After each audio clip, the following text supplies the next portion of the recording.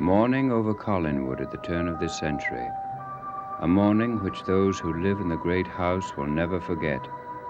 For unknown to them, a demented girl has done one thing which will change all of their lives.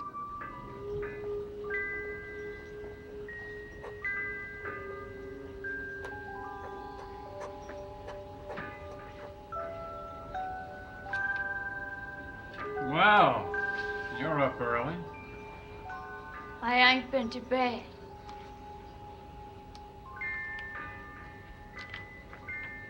I done it.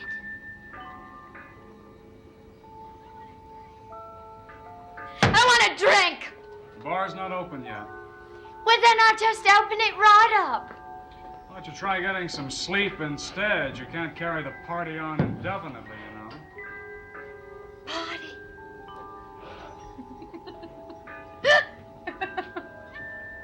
Oh, it wasn't no party, love, believe me.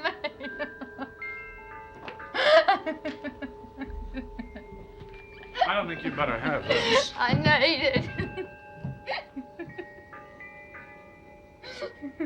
Charity? What's the matter with you? Listen. Be sensible. What's the matter with you? Nothing's the matter now. My Carl can rest now. My Carl that loved my so. Oh, it was terrible. The blood. The blood. What blood? I put the stake over his heart. What? I brought the mallet down.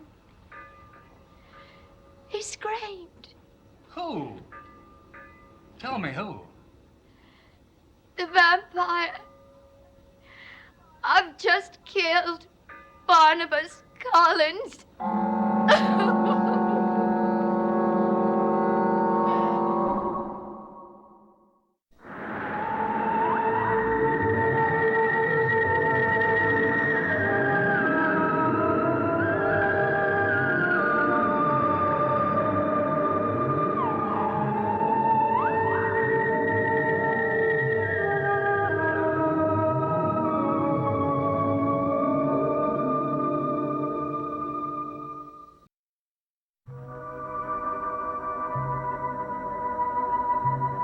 Collinwood in the year 1897. Barnabas Collins' mission has now failed, for on the dawn of this day, a stake was driven through his heart. With Barnabas gone, it appears that there is no one to save Quentin Collins from the infamous Count Pitafi. Now, in an old, abandoned mill not far from Collinwood, a young man driven by greed waits anxiously, hoping that the information he has will put him in the good graces of Count Pitafi.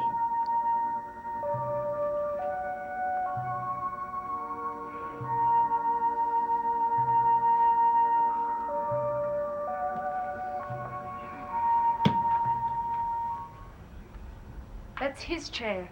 He doesn't like anyone else to sit in it.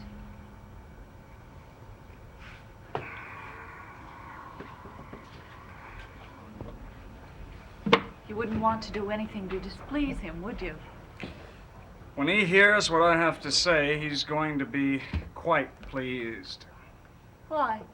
Wait and see. Wait and see. I get the feeling that you feel he'll be more than grateful. Am I wrong?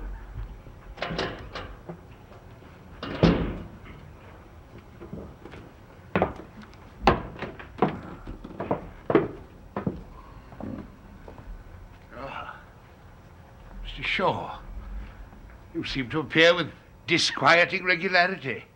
Your persistence is admirable. Your impatience is annoying. I told you I'd send for you when I'd had a chance to consider the matter we discussed. That isn't why I'm here, Count Pitafi. You have some new and astounding piece of information. I have something that you've been anxious to hear. Tell me what it is, Mr. Shaw. Barnabas Collins is dead. How unfortunate. I must offer my condolences to Dr. Hoffman.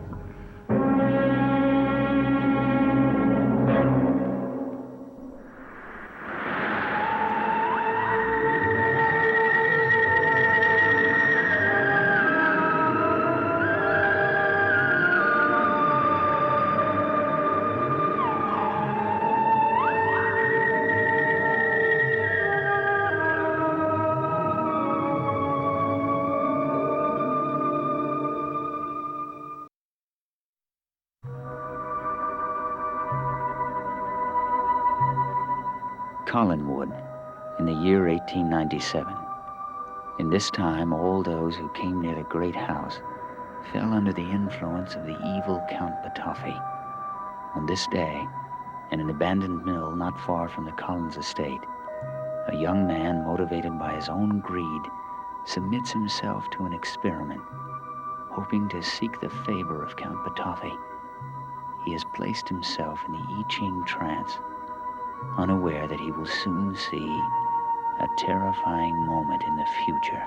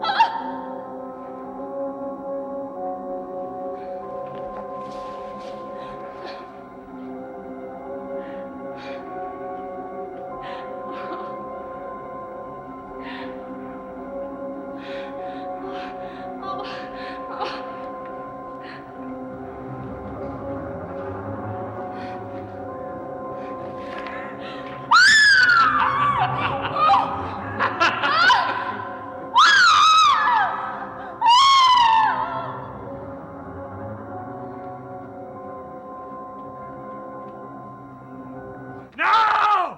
No, you can't kill her!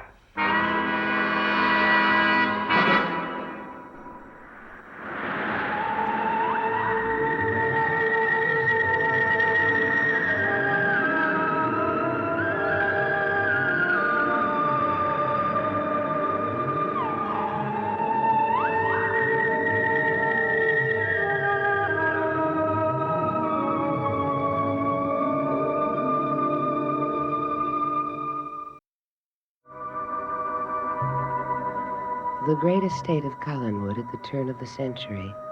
And this night, one woman new to the family must seek out a man she loathes and fears, for she thinks he may have the answer to the mysterious events which have been happening to her. My dear Lady Hampshire, what an unexpected pleasure. Do we have to pretend politeness, Batoffi? Your beauty demands it. What do you really see when you look at me? What do I see? No, please, let me answer for you. You obviously see someone you consider a fool. Someone you can play I assure you. unexplainable tricks on. Somebody you can control through fear. My dear, I'm afraid you're developing an obsession about me. You sent that poor, mad Charity Trask to see me. You coached her in what to say to me. I'm accustomed to being blamed for everything, but in this case... Well, she obviously rehearsed her lesson very well. It was most impressive.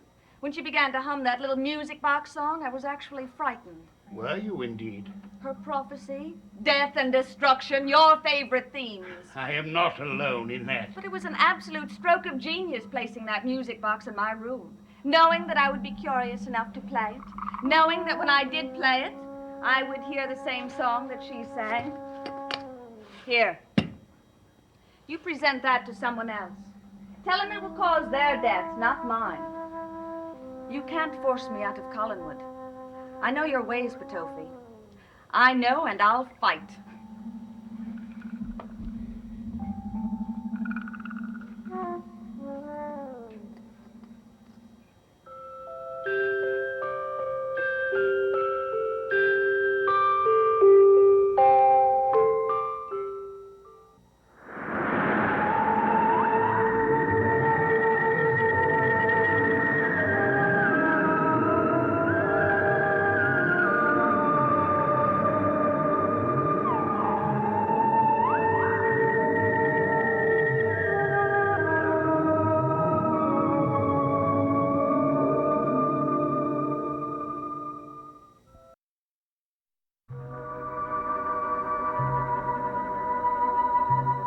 Evening comes to Collinwood at the turn of the century.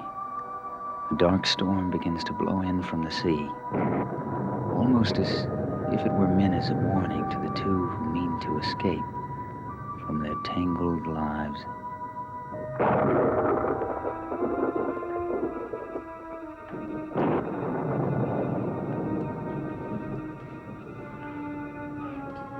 One hour and 15 minutes. Haven't even packed, have you? I'm sorry. Hey, don't you turn away from me. Please don't touch me, But Quentin. of course I'm gonna touch you. Well, not till I say something. Something I could never say when your arms are around me. I've spent so much time wondering how you can feel about me. Amanda. No, please let me finish. Not knowing about myself and afraid that Charles might be right. But he's not right. It was a pure coincidence that he painted your portrait 2 years ago. You don't know what's going to happen.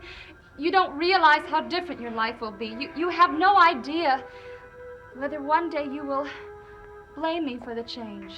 And then maybe you'll start to think, maybe Charles was right. Maybe she isn't human. Never. Oh, it's so easy for you to say that. Please think, Quentin, for my sake as well as yours. I have thought. Quentin, I want you to go to Collinwood and think very carefully and examine everything. Listen. I'll be at the train station. Don't worry. Listen to me. If you're not at the train station, I'll get on that train and I'll understand. No, there'll be a part of me that will understand why you couldn't come. It'll mean the end for us, but maybe that's the easiest way. Now look. I love you. Now, nothing's going to keep me away from that train station. Nothing.